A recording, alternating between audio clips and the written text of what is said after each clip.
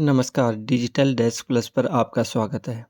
आज हम BOQ bid के लिए आइटम्स को कार्ट में कैसे ऐड करते हैं, इसके फुल प्रोसेस के बारे में जानते हैं। इसके लिए हमें जैम अवेलेबिलिटी रिपोर्ट की ज़रूरत होती है, जिसकी प्रोसेस आपको पिछले वीडियो में बताई गई है, जिसके वीडियो का लिंक डिस्क्रिप्शन में दिया गया है। अवेलेबिलिटी रिपोर्ट जनरेट करने के उपरांत कंपिटेंट अथॉरिटी की अप्रूवल अपलोड करते हैं तो कस्टम और BOQ बिड का ऑप्शन हाईलाइट हो जाता है। Fourth option create BOQ based bidding पर क्लिक करते हैं। जहां क्लिक करने पर हमें कॉन्सेंट दिखाई देता है, उसको एग्री करते हैं। पेंडिंग पेमेंट रिमाइंडर शो होता है अगर कोई पुरानी पेमेंट पेंडिंग है तो। यहाँ से एक स्टेप बैक जाते हैं तो BOQ आइटम ऐड करने के लिए रिलेटेड कैटेगरी ऐड करने का ऑप्शन शो होता है, जिस पर हम क्लिक करते हैं और वहाँ पे हम जो आइटम परचेज कर रहे हैं उससे रिलेटेड कैटेगरी चूज करते हैं। यहाँ हम मैक्सिमम 3 ही कैटेगरी चूज कर सकते हैं। यहाँ जैसे हम अभी कैलेंडर, पेपर कैरी बैग ऐसे आइटम खरीद रहे हैं तो हम यहाँ कैलेंडर को चूज कर लेते हैं। इसी प्रकार पेपर कैरी बैग को, क्योंकि एग्जैक्ट कैटेगरी अगर जेम के ऊपर उपलब्ध होती तो हम BOQ बिड नहीं करते, फिर हम नॉर्मल बिड में जाते। यहाँ हम अपने जैसे कि 10 आइटम की कर रहे हो तो कोई 3 आइटम की ही आप मैक्सिमम 3 कैटेगरियाँ चूज कर सकते हो। 3 कैटेगरी से ज़्यादा चूज नहीं कर सकते। अगर हम BOQ बिड 50 आइटम की भी कर रहे हैं तो जो भी 3 कैटेगरी पॉपुलर कैटेगरी जैसे जो भी हो, अपने आइटम की वैल्यू के अकॉर्डिंग या जो भी ठीक लगे उसको चूज कर लेंगे। कैटेगरी ऐड करने के बाद में हमारे पास नेक्स्ट ऑप्शन है अपलोड आइटम स्पेसिफिकेशन डॉक्यूमेंट्स। तो यहाँ पर हम जैसे क्लिक करते हैं तो हमारे पास ये ऑप्शन दिखाई देता है एस्टिमेटेड वैल्यू का, item specification documents, line items document और डाउनलोड कंसाइन लिस्ट। तो हम यहाँ लाइन आइटम्स डॉक्यूमेंट्स में डाउनलोड सैंपल फाइल पर क्लिक करते हैं।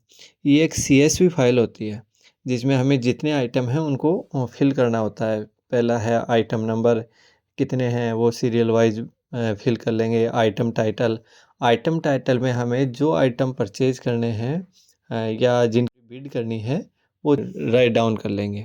जैसे हम कैलेंडर की कर रहे हैं तो अलग अलग प्रकार के हैं। यहाँ ध्यान देने वाली बात है कि BOQ बिड हम मिनिमम 5 आइटम के लिए करना होता है।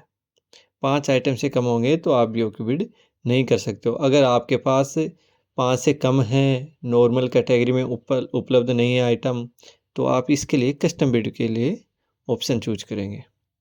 कस्टम बिड के थ्रू आप परचेज कर सकते हैं और उसमें CSV फाइल में दिए गए ऑप्शन को फिल करने होते हैं। उसमें जैसे सीरियल नंबर है, टाइटल है, डिस्क्रिप्शन है, कंसाइनी है, डिलीवरी पीरियड, कई ऑप्शन दिए हुए होते हैं।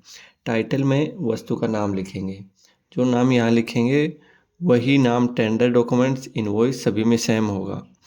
टाइटल में किसी भी फोनेटिक सिंबल का यूज नहीं होगा। फोनेटिक सिंबल का यूज करने से फाइल अपलोड करने के समय एरर शो होता है। इसी क्रम में item quantity, unit of measurement and consignee ID fill कर देंगे। कंसाइनी की ID जहाँ CSV सैंपल फाइल डाउनलोड करने के ऑप्शन है उसी के नीचे दी गई है, वहाँ से हम डाउनलोड करके कंसाइनी ID लिख सकते हैं या हमें अगर मालूम है तो वो लिख देंगे। आइटम डिस्क्रिप्शन में वस्तु की स्पेसिफिकेशन से रिलेटेड डिटेल फिल करनी होती है। यहाँ भी फोनेटिक सिंबल का यूज नहीं कर सकते हैं। आइटम के स्पेसिफिकेशन में फोनेटिक सिंबल है तो हम यहाँ पर as per buyer added bid specification लिखकर बिड के टर्म और कंडीशन के टाइम भी स्पेसिफिकेशन डाल सकते हैं। और आइटम स्पेसिफिकेशन के ऑप्शन पर क्लिक करके भी हम स्पेसिफिकेशन की PDF अपलोड कर देंगे, क्योंकि जब हम अभी ऐड करने के प्रोसेस में जाएंगे तो वो फर्स्ट ऑप्शन वही है। CSV फाइल और स्पेसिफिकेशन की PDF फाइल अपलोड करने के बाद ऐड आइटम के ऑप्शन पर क्लिक करते हैं।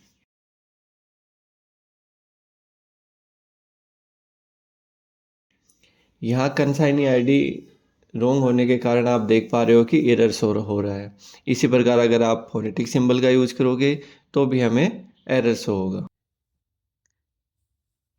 और इस प्रकार से हम फिर से अपना कंसाइनी ID को ठीक करते हैं और उसको सेव कर लेते हैं।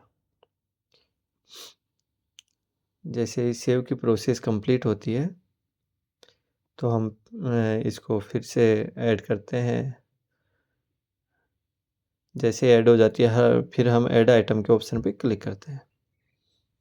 जैसे ऐड आइटम के ऑप्शन पे क्लिक करेंगे तो ये हमारी शॉपिंग कार्ट में आ जाती है। तो आप यहाँ से प्रोसीड टू चेकआउट भी कर सकते हो, व्यू ऑल कार्ट भी कर सकते हो, और ये आइटम की टोटल बिड की वैल्यू भी आ जाती है यहाँ पे।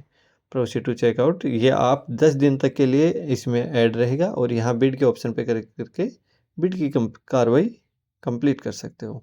जो शॉपिंग कार्ट में आइटम ऐड करने के बाद ही आप कोई भी बिड होगी, नॉर्मल बिड होगी, कस्टम बिड होगी या BOQ बिड होगी, वो कर पाओगे। आज हमने BOQ बिड के लिए आइटम को शॉपिंग कार्ट में कैसे ऐड करते हैं इसके बारे में जाना है। इससे पहले हम नॉर्मल और कस्टम बिड के लिए आइटम को शॉपिंग कार्ट में कैसे ऐड करते हैं इसके बारे में पिछले वीडियो में बता दिया था, जिसके वीडियो का लिंक डिस्क्रिप्शन में दिया गया है। Thank you. Please like, share and subscribe.